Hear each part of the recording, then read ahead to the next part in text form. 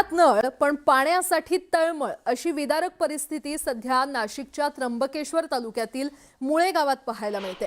धरणांचा जिल्हा म्हणून ओळख असलेल्या नाशिकमध्येच महिलांना हंडाभर पाण्यासाठी दररोज तब्बल 2 किलोमीटर पायपीट करावी लागते। जलजीवन मिशन अंतर्गत गावात नळ बसवण्यात आलेत। कोट्यावधींचा खर्चही झाला, मात्र नळांना आजही पाणीच आलेलं नाहीये आणि त्यामुळे जलजीवन मिशन फक्त कागदावरच असा सवाल आता उपस्थित होतोय। सरकारी अनास्थेमुळे महिलांच्या डोक्यावर पाण्याचा हंडा आणि आयुष्यभराचा संघर्ष कायम असल्याचं वास्तव समोर आले। ज्या गावात पाण्यासाठी 2 जीव गेले तरीही या गावाला अद्याप पाणी मिळालेलं नाही। या गावाला पाणी मिळावं यासाठी कोट्यावधी रुपयांच्या योजना देखील मंजूर झाल्या, त्याचा पैसाही ठेकेदारांना मिळाला, मात्र गावकऱ्यांना पाणीच मिळालं नाही। नाशिक जिल्ह्यातील या गावाची ही कथा जिल्ह्यातील भीषण पाणी टंचाई दाखवण्यासाठी पुरेशी आहे। पाहुयात नाशिक जिल्ह्यातील भीषण पाणी टंचाईचा हा रिपोर्ट। मागच्या बाजूला ही जी विहीर दृश्यांमध्ये दिसतीये, या विहिरीवर जाळी टाकण्यात आली आहे। याचं कारण देखील हेच आहे की या विहिरीने जेव्हा जेव्हा तळ गाठला तेव्हा या विहिरीने एका गावातल्या महिलेचा किंवा एका मुलाचा जीव घेतला। याचं कारण आहे की या गावामध्ये भीषण पाणी टंचाई आहे आणि या पाणी टंचाईमुळे या गावातल्या एका मुलाचा या विहिरीमध्ये पडून मृत्यू झालेला आहे, तर एका मुलीचा याच गावातल्या दुसऱ्या विहिरीमध्ये पडून मृत्यू झालेला आहे। हंडाभर पाण्यासाठी जीव गमवावा लागतोय अशी दाहक आणि विदारक परिस्थिती महाराष्ट्रामध्ये आणि विशेषतः धरणांचा जिल्हा अशी ओळख असलेल्या नाशिकमध्ये आहे।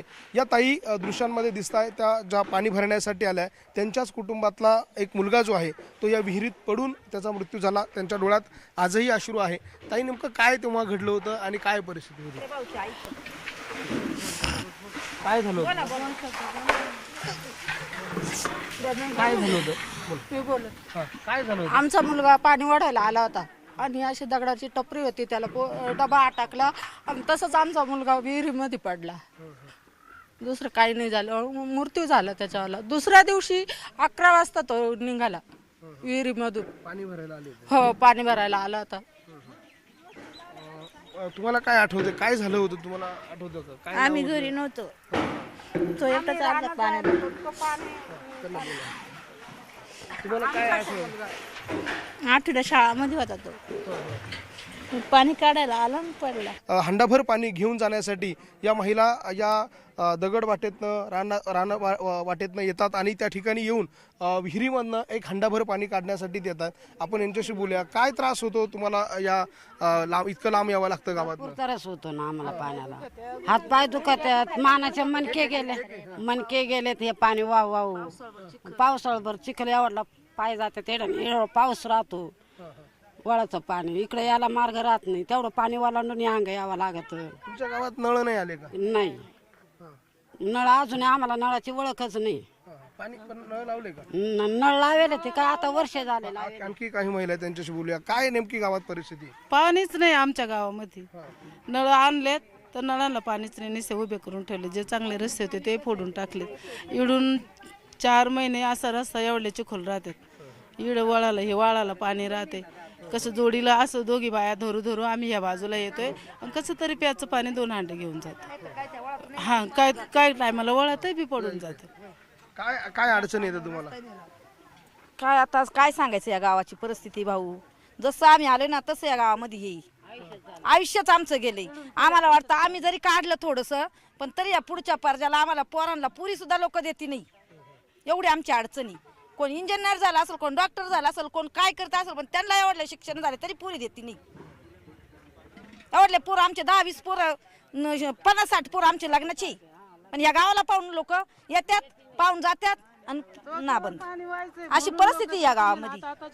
मग इकडे अधिकारी येते नाही का? नेते काय सांगत, कोणी येतीच नाही, कोणी आमची दखलच घेत नाही, कोणी दखल घेत नाही। काय करायचं? पेटे आले ना, मतदान करून घेतात, आम्हाला आश्वासन देतात का बा आम्ही पाणी देऊ आम्ही येड्यावानी मतदान करून देतोय।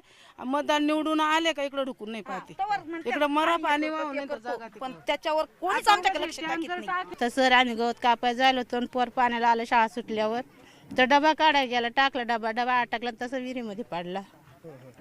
आणि मागून माहिती झालं म्हणून कोण पडलं मागं गाव धावला म्हणून कोण पडलं म्हणून संतोष गौतम जाधव पडला म्हणून।